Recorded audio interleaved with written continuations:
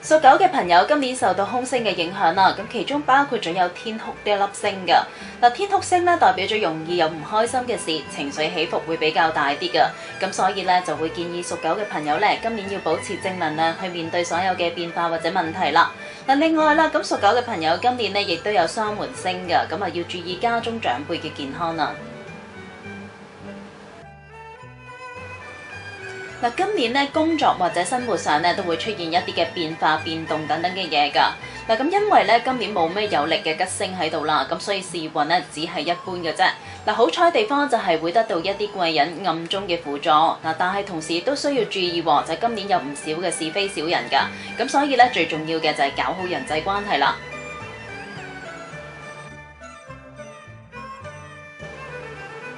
財運只係一般嘅啫，咁今年嚟講呢，就唔會有咩顯著嘅增加嘅，咁所以對於一啲賺取穩定收入嘅打工仔嚟講呢，相對地比較好一啲啦。嗱，若果係靠佣金嚟到賺錢嘅朋友呢，咁就會相對地差少少啦。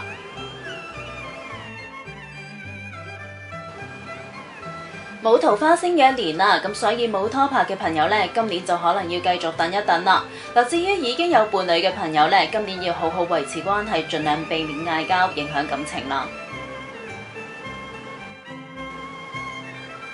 健康方面咧，今年就需要注意腸胃病啦，咁所以咧就要小心飲食啦。嗱，另外仲有一點咧，屬狗嘅朋友需要留意一下嘅，咁就正如之前所講啦，今年容易會有情緒方面嘅問題啊，咁亦都因為咧心情唔好啦，容易覺得周身唔自在，咁容易攰啦，或者甚至乎失眠等等嘅，咁所以咧就需要保持正能量啦。屬狗嘅朋友咧，今年有一個月份需要特別注意嘅，咁就係農曆嘅6月啦。